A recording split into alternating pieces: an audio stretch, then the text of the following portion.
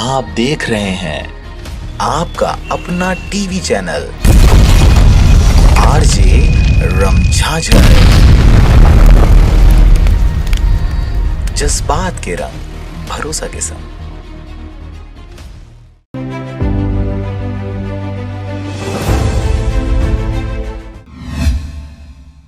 नमस्कार, आप देख रहे हैं आरजे रमझाझर और मैं हूं पुखराज सिंह। छुईखदान ब्लॉक कांग्रेस कमेटी द्वारा धान खरीदी सहित विभिन्न मुद्दों को लेकर प्रेस वार्ता का आयोजन किया गया, जिसमें किसानों की समस्याओं का ठिकरा केंद्र सरकार के ऊपर फोड़ दिया गया। देखिए रिपोर्ट।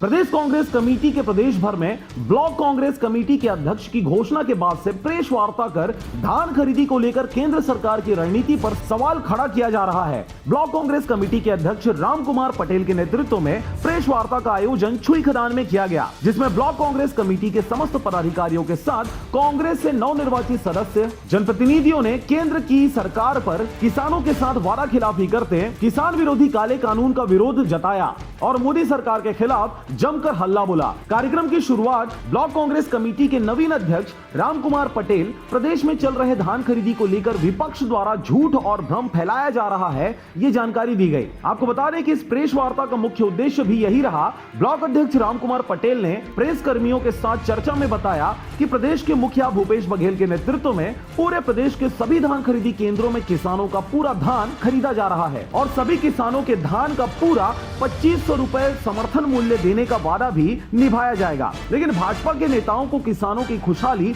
पसंद नहीं आ रही, इसलिए वे बेतुके बयानबाजी और झूठ फैलाकर क्षेत्र समेत प्रदेश के किसानों में कांग्रेस सरकार के प्रति जहर घोलने का काम कर रहे हैं। किसान का बेटा मुख्यमंत्री है और वह किसानों का एक एक दाना खरीद कर उनके साथ न्याय ही करेगा। धान खरीदी का जहाँ तक के मामला और राशि की बात है, मार्कफेड से ऋण लेकर धान खरीदी किया जा रहा है।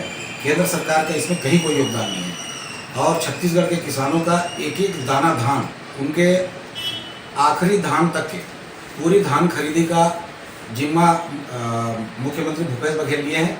कहीं से कोई किसानों को निराश होने की कोई आवश्यकता नहीं है।